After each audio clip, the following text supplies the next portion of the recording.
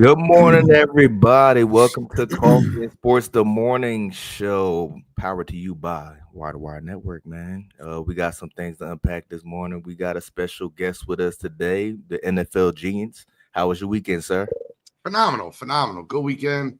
You know, Sunday's tough for me, obviously, but overall good weekend, good sports weekend. Mo, how you feeling this morning, brother? Another blessed day. I'm here. I'm ready to go. Big Will, What's up, man? how you doing today, brother? All right. I'm doing good. Happy Father's Day week to all the dads out there. Absolutely. Let's go ahead and unpack some of that WWE. Will. I'm mad, and I want you fellas to tell me if I have a right to be mad about this. It was been announced, it's been confirmed that we're getting Gunther versus Goldberg Saturday night's main event. You saw Goldberg walk to the ring. This man walking with a limp. Are you seriously telling me that as a fan base, WWE is expecting us to buy this? Fellas, enlighten me. Are they expecting us to buy this? Really?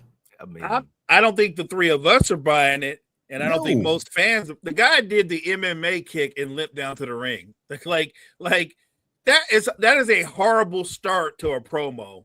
That you're gimpy and you're walking down to the ring. Like, I've never liked Goldberg as a performer, but he looked like an old man in the ring. You ain't like Goldberg's intensity, man? No, because he was just a bald-headed version of Ultimate Warrior. He couldn't wrestle. He had no skills. No skills at all. He had overwhelming power. I mean, that's how they promote. That's how they promoted him. Stop Yeah, it. he had that. Quick. but Give me a match with Goldberg that lasted longer than 10 minutes. Don't worry, I'll wait. Name me a spirit was more iconic than his. Rhino. No.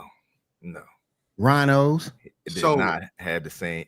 He might have had the same impact, but Goldberg still had this superstardom that he didn't. No, I'll give you that. They put Goldberg over bigger. I'm not arguing that part, but the actual execution of the spear, or I don't know. I don't think Goldberg's that great. Come on, man. The little kneel Goldberg. down, the little tongue Goldberg. thing he do, getting ready. Steven Regal whooped him up. Goldberg sucked. And Steve, not only thank you, did he Gene. suck, he hurt people, a lot of people, because he was hurt. reckless and he didn't understand how to be able to be a wrestler. And anytime he had a hangnail, he bailed out of an event. Like the guy he's constantly injured, never doesn't play through injuries, and now is demanding a retirement match for the World Heavyweight Championship. And they're making Gunther out to be like a sideshow gimmick. There was a Pat guy. McAfee, Mm-hmm. now you're giving him Goldberg. Gunther can wrestle. Yep. He is an absolute athlete. Give him guys like Bronson Reed. Give him other guys that can get in there and wrestle. Give me a Seth Rollins Gunther. But don't give me this crap.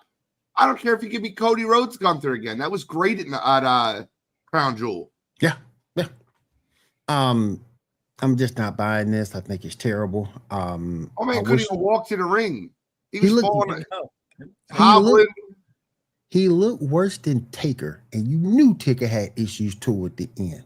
You knew he had issues toward the end. He looked worse than Taker.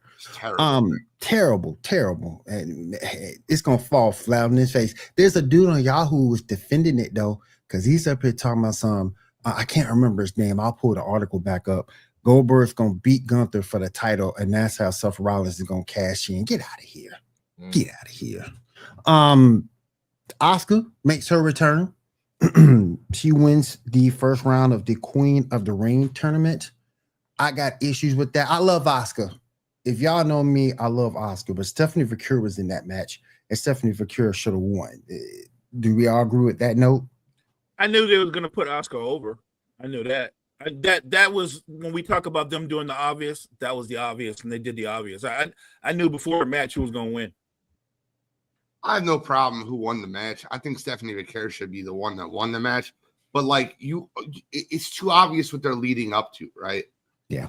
It's going to be Jade versus Charlotte. They've been teasing it forever. it'll be Jade versus Charlotte in the finals of that. So to me, it really didn't matter who won that match. It's who's easier to sell to lose to Jade Cargill. Mhm. That's just the winner's facing Jade. Am I correct? Last night's winner faces Jade or Charlotte. I think it's Jade. Wait, Charlotte lost. Charlotte lost. Alexa Bliss won, Oh so it my should be God! Jade. Never mind. Yeah. Yeah, they blew all that up because Alexa Bliss won, right? Yeah. Yeah. I think that's something that we did as fans again because they don't want to see Charlotte do anything. Guys, hold on. Buzzle escaped. No one caught it. Sorry, we need to be on top of this. We do. AJ Styles beat JD McDonough last night. He steals Dom's IC belt for a minute. Says he's going to get a title shot at Night of Champions. You know what though? Can we see AJ actually knock Dom off, or will Dom be victorious in this one? I mean, I don't care. Facts. I don't care. I don't care. That's why I'd rather have Dom keep the belt because AJ Styles just doesn't move the needle anymore. So if anything, just let Dom win again until you bring somebody along that makes sense. That's a better sell. Right. I don't care who wins that belt. I don't care if it changes. AJ Styles doesn't need the Intercontinental Championship for his career. No. And I'm tired of seeing AJ Styles. He's so like his promos worked like 7 years ago. They don't work anymore. He's just not the indie scene promo doesn't work anymore, bro. It's not it's boring. Give me more Dom. I'll take Dom. Dom is at least entertaining. Dom is so over too with everybody as a heel. Oh my goodness, he is so over. Kari Zane gets a win last night due to an apparent injury to Liv Morgan. Me and Gene was talking about this backstage. You say absolutely. You heard she's already legitimately hurt. Yeah, they're saying it's a shoulder injury. It's going to be 3 to 4 month recovery. Damn. We'll see. I mean, obviously, I'm reading people on Twitter. It's not like it's not like Liv Morgan or WWE putting a release out, but it's not looking good for Liv, and it sucks because the third time in Liv's career where she'd be shelved for a period of time. Mm-hmm. And if we're being honest, she is the entire. You guys are going to hear this, and you're going to. She's the second biggest star in Raw. No, how about it? You're not fooling me. I'm with You're you. not fooling me. How about it? I'm with you. How about it? Like if you think about everything that's going on with Raw, like she's the center of the Judgment Day situation. Yep. She's got she's had beefs with Rhea Ripley. Last week was with what's the girl's name? Nikki Bella. John Cena's ex. She had a run in with Io Sky. Got to run in with Jade. Yep. I think she's a great heel. She's also from North Jersey, so I kind of side root for her a little bit local vibe. And can talk on the mic too. Yeah, she's her great. mic skills She's a are great underrated. heel. Yes, she is. Her mic skills are way underrated.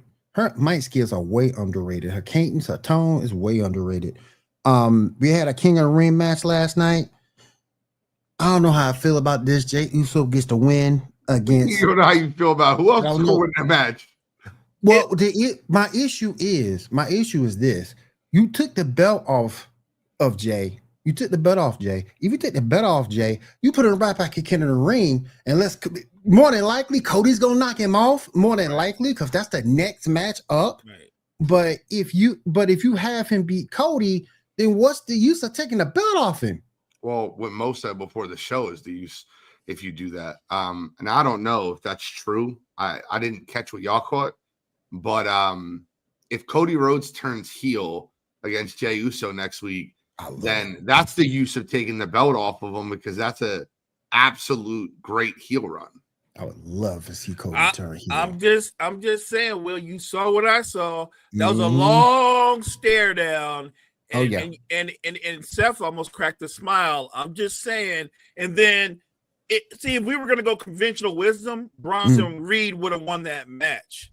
But they're going a different way. They let Jey win. And remember the storyline, Jay's all banged up, right? The ribs and all that. Everything's jacked up. Yep. He's going to give Cody hell, probably come really close to beating Cody. And then Cody's going to get a little nasty and win the match. And I think you're going to see the heel turn. That would be great. if we get Cody as heel, that'd be great to me. And it'd be his moniker, the American Nightmare, as a heel. Yeah, I'm buying it. I think Cody with Seth Rollins and Bronson Reed and Breaker, that's a hell of a faction. Yeah. I won't be surprised to see all of them have titles before too long. I would not be surprised. And last thing, we got the return of Bayley last night. She had a run in with Becky Lynch. They're gonna have a title shot. Well, it's not a non-title match soon. I think it's great that we getting this rivalry renewed. Everybody loves BBL Bayley. And everybody loves to boo Becky Lynch. Where do we see this one going, fellas? You think Becky can pull this out, or do you think Bayley gets the win? I got you. I'm going to give you the exact storyline, and Mo's going to 100% agree. Becky is going to beat Bayley, and then Lyra is going to retake the Intercontinental Championship. I do agree. I do 100% agree. I was just getting used to Lyra. Then she lost the title. That's why they showed her last night with Bayley in the back. They're like, we don't want you to forget about Lyra. Right. This is where the storyline is ending. Yeah. But first of all, let me just be very clear. Becky Lynch is so much more likable to me as a heel than she is as a face. I think she was a terrible face. She was so annoying to me as a face. Like Becky Lynch to me as a face is like LA Knight is to Mo. I can't stand listening to her talk. I'm just like, why are you like, the man has returned to your city? Like, shut up. Right, right. But like her as a heel, when she was like, everyone complains about taking the garbage out until I take the garbage out, and then they want to have a complaint. That was one of the funniest lines I've ever heard from when she was talking about taking the garbage out and throwing Bayley out. That was I think we're gonna see what happens on SmackDown with the rest of the tournament. But fellas, that's all I got this morning. Okay. Tyrese Halliburton has hurt his leg during the finals last night, man. But TJ stepped up and he was pulling his weight for Tyrese, man. But they still ended up falling 120 to 109. This kills Tyrese Halliburton's prediction of saying Pacers in 6. J-Dub dropped 40. He was cold last night, man. You know, they shot him up the finals MVP charts. Mo, did the Pacers blow it last night? They didn't blow it. Did this what I really mean? Did they blow it by? Is this going to cost them the series? I don't know that. I think this series. I don't know how bad his injury is, but I'm looking for a 7-game series. I'm hoping for a 7-game series. Look, there was a moment in that third quarter where the Pacers walked them down, and they walked them down because TJ McConnell looked like the best player on the floor for like an 8-minute stretch. Mm-hmm. No one on OKC could guard him. I mean, not Caruso, not Jake. Nobody could guard him. Suddenly he was unguardable, and he carried the Pacers till Siakam started picking it up. I think because of their depth, you have to remember this. Even in this series right now, in these finals, the Pacers have 8 guys averaging 10 points or more. So they do it. They do it as a unit, as a team. It's not just Halliburton. Do I think they can push it to Game 7? Yeah, absolutely. OKC can be terrific, but they show some vulnerability. They built up a big lead again. Indiana walked them down again. And OKC was playing really, really tight until J-Dub exploded. It wasn't SGA that carried them. It was J-Dub. He exploded, and he carried them until SGA picked it up late. So I'm not saying the series is over. Look, as a fan, I'm hoping it's not over. I want them to go 7. I want to see who can handle the pressure of a Game 7.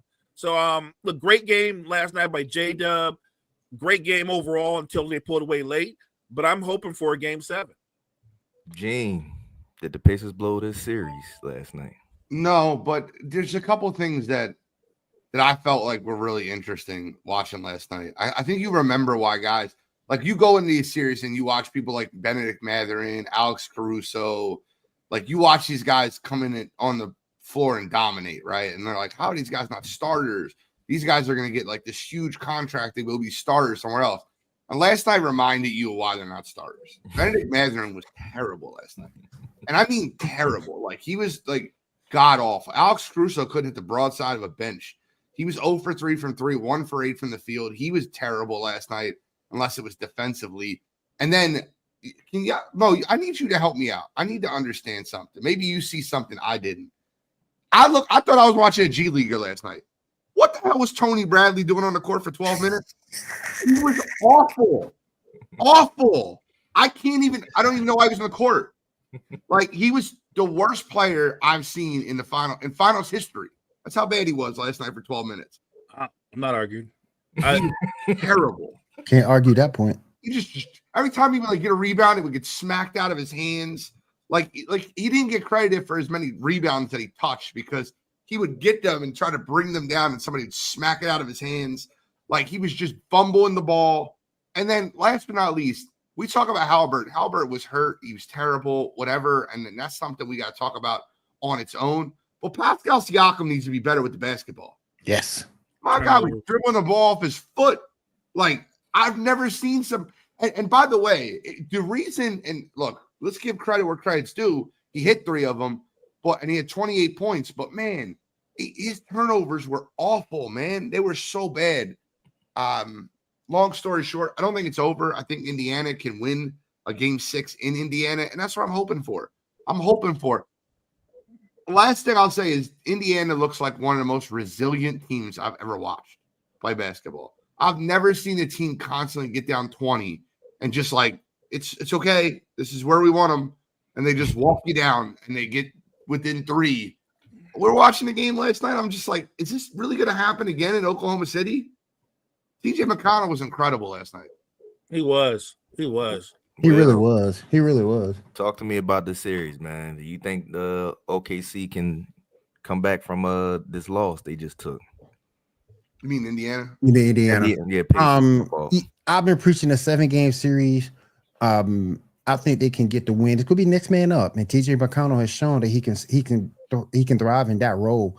The rest of the team is gonna have to step up as well, because OKC knows they win this, that's it. So they're gonna have to step up. I think they're capable of doing that. I thought Rick Carlisle's rotations was kind of jacked up last night, but they were still in the game, like almost to the end. So I think they can get the win and take it back to OKC. Did Rick Carlisle make a mistake by putting TJ Halliburton back in the game and not keeping TJ in? I wouldn't say mistake, because Halliburton was still passing the ball well. He was still rebounding. And to his credit, when he realized his shot was off, he didn't keep shooting the basketball. So I don't think it was a mistake to have your best player on the court. You don't want to go down without your best player there. What I think was a mistake is they over-rotate on 2-point shots. And when you're over-rotating on 2-point shots, you make people like Casey Wallace and Aaron Wiggins valuable, look like absolute superstars. Stop over-rotating in the paint. If they want to make a contested layup or they need to make an off-balance layup, fine. Even if they make a layup, fine. Stop leaving shooters wide open on the outside. Casey Wallace and Aaron Wiggins made them pay. They had 25 combined points. That's your problem.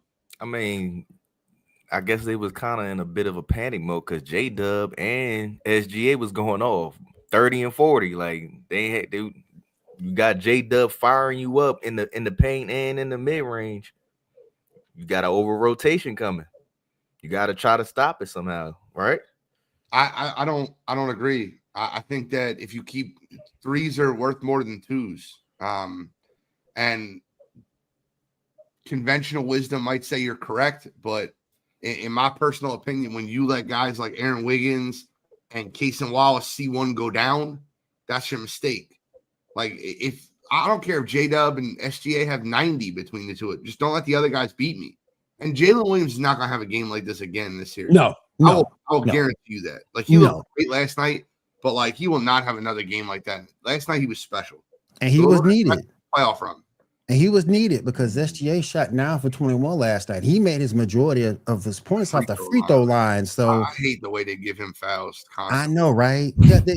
I need you to hit shots. Stop going out there flopping around like a little fish. Hit your shots. So y'all see that y'all want this series to stretch. So are we praying for the extender to referee game 6? He don't need to. I think they'll win. I wouldn't mind. I wouldn't mind adding the extender to make sure, but I'm with Carmike. Add him. Add him. I'm with Carmike. Add him. I think Indiana's going to be better at home. I think it'll be another dog. It'll either be a dog fight or the Pacers will out now blow them out. I think it's going to be a dog fight. I think Mathurin is much better at home. He's a much better player. So I do think it's going to go 7. OKC looked great last night, but they made a lot.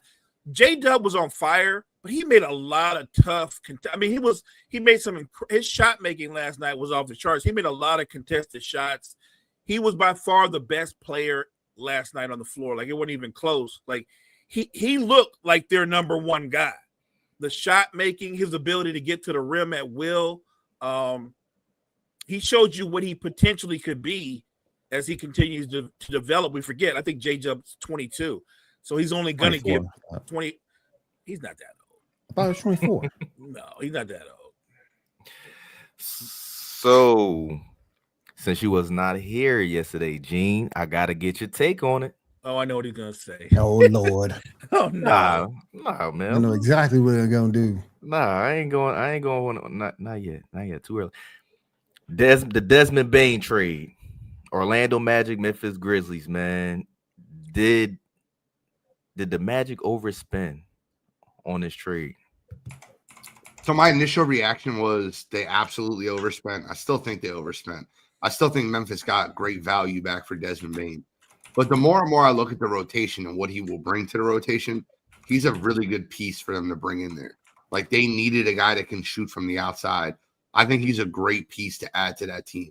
I'm hoping that, and maybe I'm missing something. Is Jalen Suggs like out with injury, or is he not on the team anymore? But he was injured this year. I think that Jalen Suggs, Desmond Bane, Franz Wagner, Paolo Banchero is a good lineup to throw out there. And I still think it's an overpay. Let me be very clear when I say that. I think that Memphis's GM did a great job, and he needs to continue doing a great job of blowing up that team and restarting, because that team needs a blow up. But I can understand that. So Lakers spent what, one pick, and Desmond Bane they get 4. Why? Because he's younger. Well, he ain't. I mean, what? Luka's what, 25, right? No, he's not younger. They're like the same age. Well, I mean, you're gonna forget older. I'm trying to understand how an all-world player was involved in that trade also, right? Like, let's not forget Anthony Davis was involved in that trade. Laker fans are very a dude who came and played 5 games and sat out the rest of the season for them. This is how revisionist history Lakers fans get.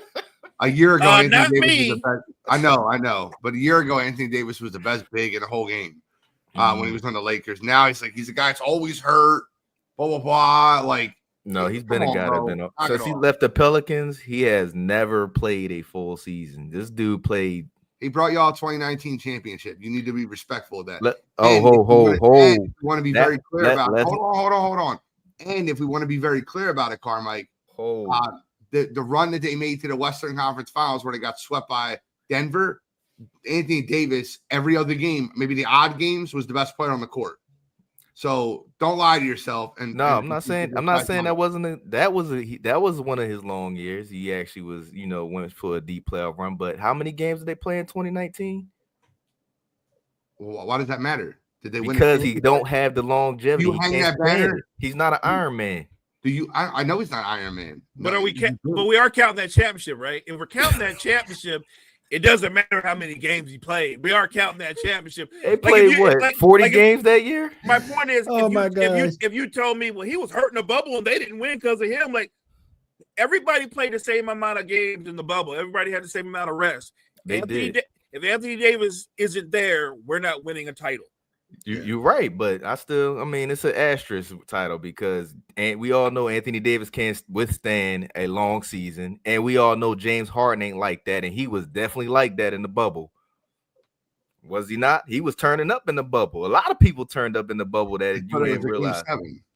You know what I mean? So, the bubble thing, I didn't really like it too much because of the fact that you don't have the crowd really bearing down on you with the pressure of it from your fans and all that going on. It was digital people up on the board, and that was it. But we all see that Am I wrong? I don't think James Harden was in the bubble that year. he was in the bubble. For who? I thought that was the year that he sat out from Houston and demanded a trade. He wasn't on the Clippers. He wasn't on the Sixers. He had to be no, Houston. I can't remember what. I think Houston didn't go on no deep run. If he was there, no, because that was Clippers Nuggets semifinals, and then Lakers Nuggets finals. Right. So the Lakers didn't play the. Who did the Lakers play before they played? They didn't play the Rockets, did they? 2019 year. Was that the Rockets with Russ and Harden? They beat them in like 5. That might have been. Hold on, 2020 NBA playoffs. Yeah, he was in it. He was on Houston. They got to take it out early. Yeah, I mean, we can talk about a run. There's no run. That's no run. 2019, Harden was averaging 31.6 in the playoffs. He only played 5 games. Right? Now they played 11. 2020. They beat the Rockets in 5. The Rockets made it to the second round and won 1 game. What are we talking about right now? James Harden was balling in the bubble. He was balling in the bubble, man. He did what he always scored on the team. Who else scored on that team? Come on. Only playoffs he would ever show up in. That was it, man. I think the Bane trade is a win-win for both teams. Yep. He was a need for the Magic. The only thing I would say about the picks is I don't know how good those picks are going to be. Right. If Orlando is as good as we think they're going to be, those picks aren't going to be anything. You're not going to get a franchise player from them. So it's not their picks that matter, though. It's the Phoenix Suns pick, 2026 unprotected, the one I'm looking at. Well, Phoenix is definitely going to be a good pick because they're going to continue to be a lottery team. That ain't going to change. But the Magic's pick, I would have gave those away too. They're not going to matter. We're going to be a 50+ win team. I think it's great for Orlando because you get off KCP's terrible contract. Had his worst year in his career with them. You get rid of that contract. That's a huge win for Orlando.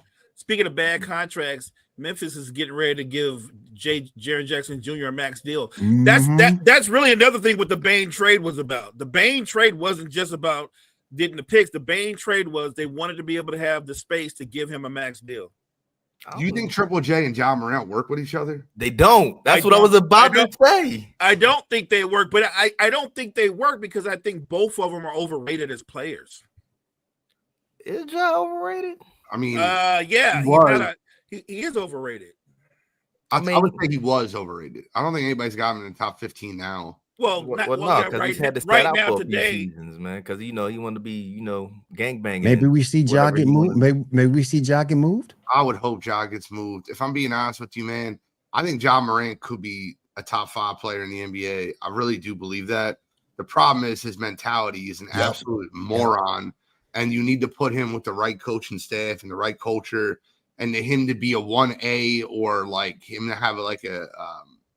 He can't be like star one and not have like a veteran that will smack him around if he's not acting right. Right. All right, so I do want to get into it. NFL.com. Oh, yeah. I've seen this bullshit.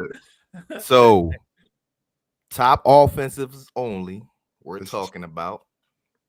How do you feel about the Chiefs being at number 10, Gene?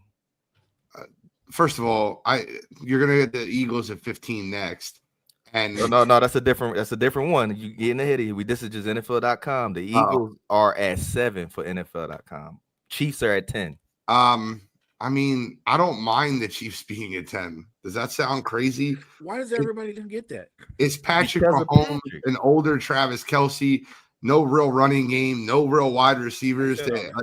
It's Mahomes, and the only reason they're 10 is because they have the best quarterback on the planet. Facts. I'm okay with them being at 10.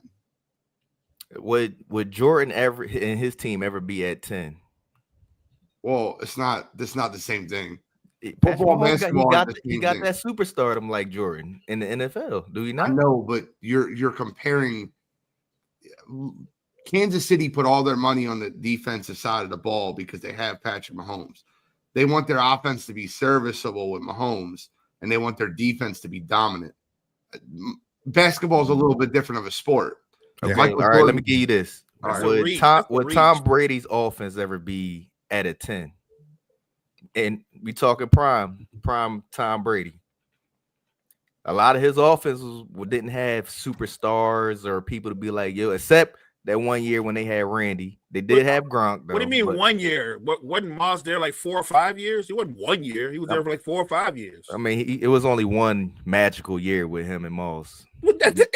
Nobody cared about the rest. They didn't win. But if he had Moss for 4 or 5 years, he had Moss for 4 or 5 years. You can't say like, well, he only had one good receiver for one. He had Randy Moss as a teammate. Yep. For multiple seasons. What he did with him is not my problem. Nobody cares about Randy Moss. Nobody cares about that, Bo, man. He had Gronk, he had Wes Welker, he had Hernandez. Right.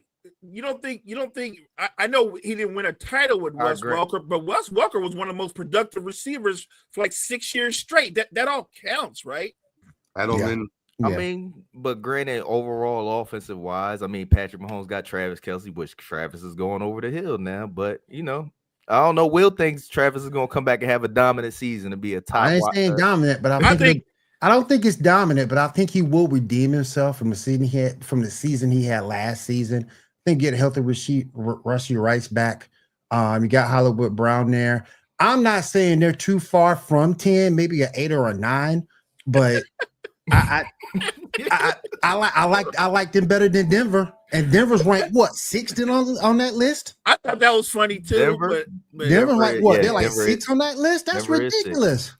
Old man Bo Nix, boy. You said old man Bo Nix. Old man Bo Nix, boy. Remember, we are giving Patrick Mahomes a lot of credit. They're 10 on the strength of Patrick Mahomes. They still have a suspect offensive line. If you get Pacheco back, Pacheco's a good player, but he's not a special running back. He's an average running back. He's not special. and Travis Kelce's old. He's there. I don't care what shape he's in. He's old. Mm-mm. But they got Hollywood. Hollywood's back. How you feel about Bengals being at 9? I mean, the Bengals should be higher. Offense-wise. The problem is their offensive line isn't but they should be higher. Yeah. You have a top 5 quarterback, a top 5 wide receiver, and when I say top 5, they're not 5. Top 5 quarterback, top 5 wide receiver. Chase Brown was incredible last year. T. Higgins, they should be higher than the Broncos. Yeah, I don't get what the Broncos get 6. I don't get it. I mean, it's the clickbait thing. I ignore a lot of these lists because NFL.com is clickbait. Yeah. That's the writer. Whoever the writer is. So is PFF. How the Eagles 7? That's the funny part. Like, come on. Because they're predicting the Eagles are going to have a down year, possibly because a lot of running backs after they have a dominant 2,000-yard season or so. Yeah, but they have Denver 6. They end up dropping off. They got Denver 6. So watch this real quick. Watch this, Carmike. I'm not trying objectively. Jalen Hurts is better than Bo Nix, correct? Absolutely. Saquon Barkley is better than anyone in their backfield. The Eagles' offensive line is better than the Broncos' offensive line. That's where I started with the offensive Eagles' wide receivers are better than the Broncos' wide receivers. Yep. Like, where is Denver better at anything? Yep. I just told you, they're predicting the Eagles are going to have a drop-off season. Due to, that's what happened. For one, Saquon's on the front cover of Madden, and everybody already noticed Madden curse. And I'll give you, So they're predicting the Madden curse. They're predicting the Madden. Without saying it, they just went down the list and said a lot of running backs drop off, which is why the Eagles brought in A.J. Dillon to pick up some slack. I think if you call it a drop off, I'll just say I don't think he's going to have a 2,000-yard season, but I think I can see Saquon having a 1,600-yard season, and I don't think if it's a drop off, I'm out with Saquon. I'm going to look at his yards per carry, right? And if he has a 1,600-yard season, but he's still averaging 4.5, almost 5 yards a carry, I'm fine with that. I'm good with that. I mean, I think he'll drop off. I think he'll drop. It's hard not to drop off after the season he had. I think he will drop off statistically, even with yards per carry, because more teams' game plan is going to be to stack the box and stop Saquon. But I think that Jalen Hurts ends up having a career year with his arm. Like, I think he'll throw for the most yards. And I just got a text message from my son. Dad, don't forget Rushy Rice. He's going to be looking at a suspension. So that's a good point. So that's a good point. So He will be maybe- looking at a suspension. So they actually maybe might 11. be So maybe they might 11. be 11. That- It might be maybe 11, 11. Mo. That kid is so unavailable, man. Like, and he's good. That's the problem, man. But If you don't suspend him, and that's a good point. If you don't suspend him half the season, all hell's gonna break loose. so, Gene, 1 through 5, we got the Bills at 1. Do you like that? No. Bucks No. at 2. Who? Bucks, Tampa Bay. Tampa Bay Buccaneers. Number 2 offense? Number 2 offense. No. Ravens 3. Yes. See, it's like Gene was here. It was like Gene was here yesterday. That's the same thing I said. Yep. All right, Commanders at 4. No. Why are we overhyping? Never mind. Go ahead. Here's 5. No, go ahead. Why you don't like Well, the hype? I just- Did it's not- CJ it's Stroud get the overhyped. same hype? We did the same thing. What happened year 2? Well, Facts. year 2, you got Everyone Stephon- believes Facts. that these quarterbacks are invincible Facts. until you watch NFL defensive coordinators having whole offseason to schematically prepare for them. Facts. Like they're never invincible. Everyone becomes human in the NFL. It happens. Not to mention the Commanders are facing Scary Terry contract problems right now. He Even didn't though- show up. You got Fat Debo there. Like what are we talking about? I can't call people fat. I get it. But what? Zach Ertz is another year older. Their offensive line's not much better. They added a left tackle that led the league in penalties last year. Laramie Tunsil's a good left tackle, but the guy holds every play, every single play. And officials start catching up to it, and the Texans are like, we're not going to pay this guy to lead the league in penalties. We're not going to do that. Often Get rid of Eckler's taking a step back. So I don't know, man. And the number 5 team is the Detroit Lions. I can see that, but if you're projecting the Eagles have a downfall, how are we not projecting the Lions have a downfall? Mhm. Johnson. Ben Johnson gone. Well, they I talking about love the Lions offense. I do. I think Jared Goff is a good quarterback. I love the Thunder and Lightning with Sonic and Knuckles, with Jameer Gibbs and David Montgomery. I'm a Jamison Williams fan. I'm Monra St. Brown. They have a very good offensive line. To me, when I look at offenses in the NFL, statistically speaking, the Eagles and the Lions are the best 2. I'm good with that. Switch to the Bleacher Report top 10 offenses. Oh, God. Number 10, Mo, you got the Bears. Potentially, I mean, because I trust Ben Johnson, and he's done everything. They've done everything they could in the offseason to bolster up the offense. It's really about what Caleb Williams is going to do. But Ben is going to set Caleb Williams up for success. Whether or not Caleb Williams lives up to it or is able to achieve it, we'll see. But I don't think that's as crazy as having the Buccaneers 2 in offense. So yeah, I don't think that crazy. Yo, G killing me with his feet. Will, how you feel about the Bears being at 10? To me, it's to be determined. I think that it could possibly happen with the way that team is set up. The defense was already good there, so that's going to help the offense. They got a good tight end to help out Caleb. It's just be determined to me because I want to see if Ben Johnson actually set Caleb Williams up for success. Gene, go ahead, brother.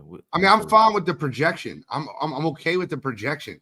I think that the Chicago Bears did everything that they should do in this offseason. They brought in an offensive-minded head coach that schematically can make their offense better. They have wide receivers. They have a first-round draft pick in Roma Dunze, and they have DJ Moore. They brought Caleb Williams is in his second year, and you have the weapons around him. I am perfectly fine with them having what they have. Gene, did they keep Keenan Allen or is he gone? Keenan Allen's a free agent. Yeah, he's a free agent. Okay. Will, at number 9, Kansas City. That's about what he should be, in my opinion. Number 9. That's what he should be. That's what he should be. I fully believe that a healthy offense. I felt a healthy offensive team who's been efficient. I think that's what they need to be. Number 9. Gene, you like the Chiefs at 9 on the Bleacher Report? 9, 10, don't matter to me. Mo, 9. I think 9 is perfect. Yeah, I mean, I'm laughing because 9 and 10 are the same. I'm just saying, bro. I still need to hear and how in the world. Oh, don't get ahead of yourself. All right, Number 8, the Packers. How do we like that? I think they're gonna be a decent offensive team. That's not bad. Number 7, the Commanders. Okay. Okay. I feel like that's better than 4. Sure. Yeah. Number 6, the Bengals. It's better than 9. They've got it's a better list so far. Yeah, watch this. Number 5 is the Lions. So they're sitting solid at 5 on two lists. What did Cottrell just say? Chiefs over the Packers. Really? He's not crazy for saying that. Like, you can give him a look all you want. Patrick Mahomes better than Jordan Love. The tight end situation's a little better in Kansas City. The wide receivers are almost identical. The running backs are almost like Josh Jacobs is better than Pacheco. He's better than Pacheco. Yeah. Not even close. He better than Pacheco. Yeah, he better than Pacheco. Where was I at? Oh, number 4, the Bills. I still think they're too high. It's Josh Allen and who? Do me a favor, Carmike. I'm not trying to be an asshole. Name me 3 players on the Bills offense that not named James Cook and Josh Allen. They got the tight end Ken something. I forget. Kincaid. Yeah, I'll give you that. Shakur. Okay. And Cook. I said not named He Cook. said now. not named Oh, James not Cook. named Cook. Who is it? I'm not even trying to be an asshole. They got when I Curtis say that. Samuel. He's a solid wide receiver. I guess. He ain't been good since you with the Redskins. All right, moving on. The Bucks at Commanders, 3. I'm sorry. Who number 3? The The Bucks. Bucks. I still think that's high. Still think That's high. too high for me. And the top 2 teams on the Bleacher Report for offense is the Ravens at 1 and the 49ers at 2. What? The 49ers being at 2 is laughable. That's crazy. terrible. That's I'm crazy. I'm a Niners fan, and I know better. That's than crazy. that. We're not even supposed to be in the top 10. That's Brandon crazy. Ayuk is still recovering from an ACL. Am I not mistaken there? You are correct, sir. You're not Hey, not they there. still got CMC coming back healthy. You ain't gonna get you're not gonna get the same CMC. He's not the same guy. He's not the same player. The offensive line is not the same offensive line. Yeah, exactly. Did y'all They have notice Trent- anybody? They have Go ahead. Trent Williams and a bag of Doritos on that Yes. offensive line. Yep. Yes. Yep. So did y'all realize a team that's not on the Bleacher Report top 10? Yes. The Philadelphia Eagles are sitting at 15 on this list. What? Well, there go the validity. There's the validity gone out the window. And I feel like a Cowboys fan made this list. Yeah. Or a Niners fan made this Or a list. Niner fan made it. Yep. What? Yep. Come on. Yep. I wouldn't have made that list.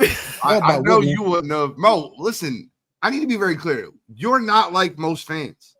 So when I speak about your teams, the Lakers and the Niners, I'm not talking to you.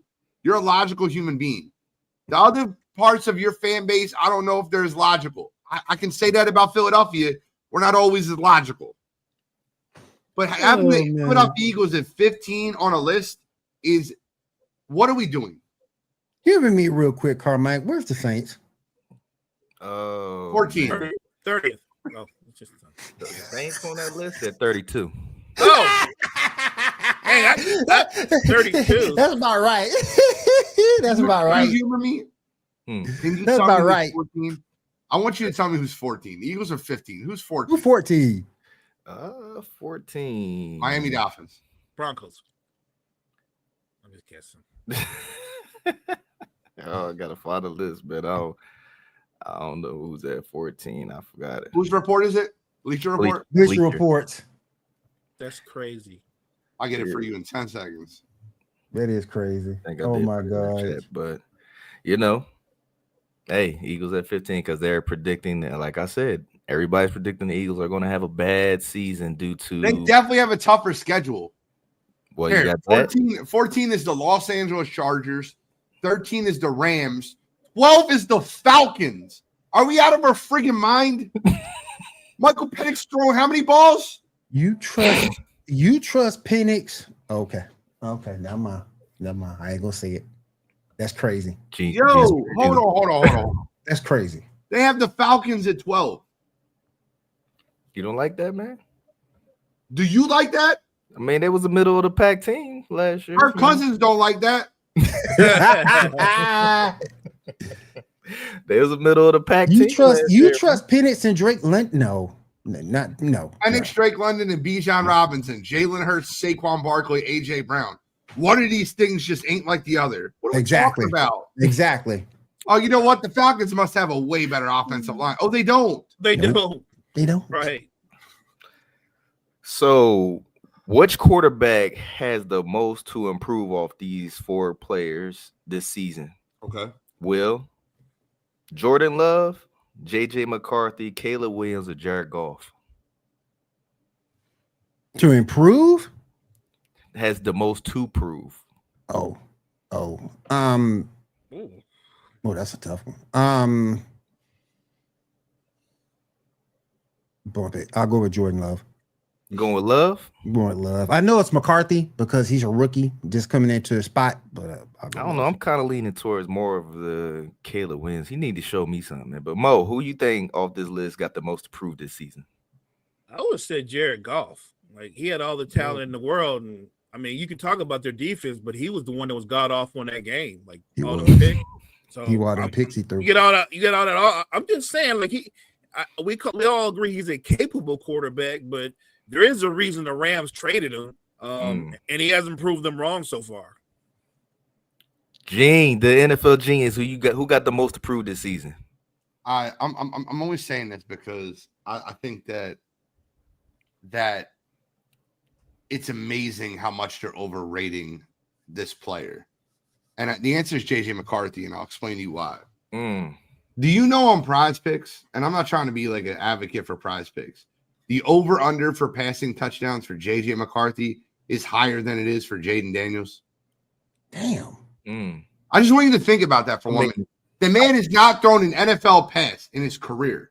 I think I know why. It's because Jay Jett. That is, and I understand that. Addison, the coach.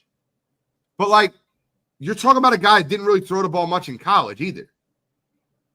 That got drafted higher than I thought he should got drafted. I mean, he was a 14 for 21 merchant for 2 touchdowns and 1 interception in college. But he could scramble around. He could do. To me, it's JJ McCarthy. I don't think he's that good. I don't. Okay. Gene, start bench cut, man. Stroud, Daniels, Love. See that. This is kind of easy for me. I'll start Jaden Daniels, but be very cautious as I'm starting him. I will bench Jordan Love, and I will cut CJ Stroud. You cut Stroud? I mean, you got to cut one of them, right? Dang. I love what Jordan Love can do. I think the only thing you could really swap on this list is you could bench Stroud and cut Love. But I have Love ahead of Stroud on my quarterback rankings. They're both young quarterbacks. And I think that Stroud had more to work with, and Love did more last year. So I'll bench Jordan Love and I'll cut CJ Stroud. Mo, who you going with? I'm starting Daniels. I'm benching Jordan Love. Look, my problem with Stroud is this. I'm worried, and I hope I'm wrong. I'm worried that he's going to be one of those guys that will be living off that one amazing rookie year, and he never, ever gets back to close to looking like that guy again. He wasn't average last year. I thought he was subpar. Like, he was not good. And he never adjusted to the league adjusting to him. And he had weapons, and he had a running game. I don't know if he's what we thought he was. He might be a one-off, and I hope I'm wrong, but I think the other two are definitely better quarterbacks. Can I give you just an adding to what Mo said? And I don't necessarily, and I can see Cottrell already in the chat getting upset that his Ohio State brethren is being disrespected. But I didn't say. Well, I want to read this to you real quick. I want you to stop me when you hear a good offensive lineman.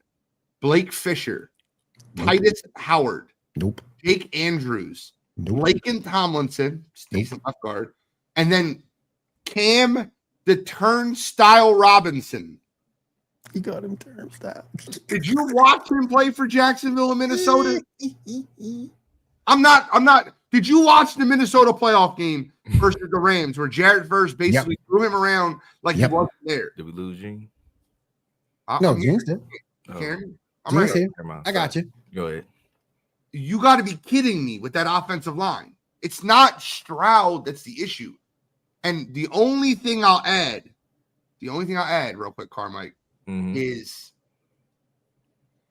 this man had last year he had Diggs, he had Nico, he had Tank, but he also had Bobby Slowick, who was there for his rookie year. And he had massive arguments with Bobby Slowick multiple times to the point where they fired their offensive coordinator, who was being interviewed for head coaching jobs after his rookie year. You think D'Amico Ryans was running that offense for CJ Stroud in his rookie year? No. D'Amico's a defensive guy. They don't have an offensive line. I don't trust their offensive coordinator. It's not a Stroud thing. It's an organizational thing. Will, start bench cut. Starting Daniels, benching Love, cutting Stroud. Man, y'all got no love for Stroud, man. What if Daniels have a down year in his second year, man? Y'all gonna go the other way? I think he will What's take yours? a step back. I think he will take a step back. What's yours, Carmike?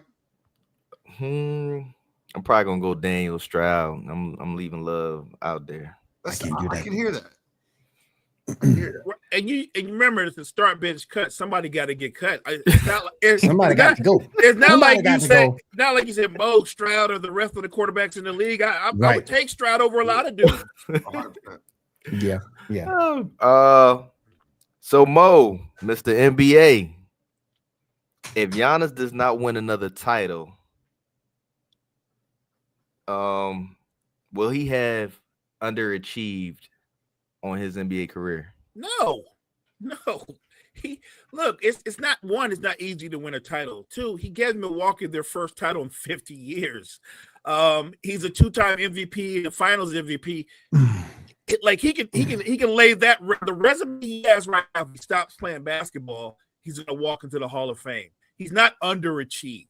So I don't even know who would say that, but whoever says that, they don't know basketball. Stephen A. Where we got it from? Well, there you go. Somebody didn't know basketball. Yep. Will Giannis have underachieved if he does not never win another title? No. I think he walking Hall of Famer. If he stops playing ball right now, he's a walking Hall of Famer. Gene, I'm gonna try to be objective here. I'm gonna try to understand. Are we saying is he underachieving for his career? Because I don't think anybody projected him to be as great as he is. He's overachieved where his draft pick is. Right. Now, if we're talking about what we've seen in those two MVP years and then that finals run and then looking at it going forward, has he underachieved since winning the NBA finals? No, he's saying if he just so happens to from his last championship and all the way throughout his career, he just ends his career and never gets another championship. Would he have underachieved? A follow. I'm trying to understand the logic. I don't think he's underachieved through his career, but it's not fun when you have no type of debate style. I think that if Giannis doesn't win another championship, it'll be a letdown for me because of how great of a player he is. And I think that with the right coaching system and the right team around him, Giannis can win multiple more rings. I mean, you're talking about a guy that was a DPOY. You're talking about a guy that can do everything on the basketball court. You need to surround him with young, athletic shooters, not old, decrepit people that shouldn't be playing basketball anymore. Like you swapped out Chris Middleton for Kyle Kuzma. What the hell was that? Nah, that was disgusting. You didn't get better there. That was disgusting. He on his way to the Shanghai Sharks as we speak. So that argument, it's a different debate, right? Because I feel like if he doesn't win another title, you could have another conversation about where you would rank him all time. That's a conversation. Or you could or just at his position, like right now today, has Giannis replaced Tim Duncan as the greatest power forward of all time? I don't think so, but I think he has the potential to do that still. He's still got a lot of career left. To Gene's point, put him on another team because Milwaukee didn't have the assets to add talent around him. They don't. Put him somewhere where he has shooters around him, where he has more operating space. He's going to get another title run. So the Knicks are set to meet with Mike Brown and former Grizzlies coach Taylor Jenkins. How do we like these potential head coaches for the Knicks? Gene. Can someone help me understand why Michael Malone wasn't given an empty check and told to coach the team? Like, I think what they're doing right now is they want Rick Brunson to be the coach, and they're trying to do everything they can to be like, we tried everyone, but we found out the best one was in house. It was Rick Brunson. Like that's what I feel like they're doing right now. You know what? I don't know if Gene's joking, but I actually think there's truth in that. There's some truth to that. There's some truth to that. We've seen it before with teams. No, but I'm just saying, think about it for a minute. Even whatever you think of Tom Thibodeau, and I think Tibbs had to go, but Mike Brown's not an upgrade from Tom Thibodeau. He's not an upgrade, if any. And I'm not sure. I'm not sure Jenkins is an upgrade from Tom Thibodeau. Like if you're firing Tibbs, I thought the point is to get a better coach in there and upgrade. Those aren't better. Like they. This was like clickbait. They reached out to Billy Donovan. What has he ever done in the pros since he's been in? Who needs to reach out to Billy Donovan? Y'all can have him. It can't be serious. Blow it up. Y'all can have him. Blow the Bulls up. The funny part is the Bulls actually denied it. Like, no, you're not. They did. They did. You got to keep him. We got to keep him. I say let him go. Let him go. Let him go. So y'all like neither one of these to fit. I mean, granted, the Knicks are getting the door slammed in their face where everybody else. You know, they're trying to interview some people and they just like, no, thank you. You know, you can interview coaches that don't have jobs, right?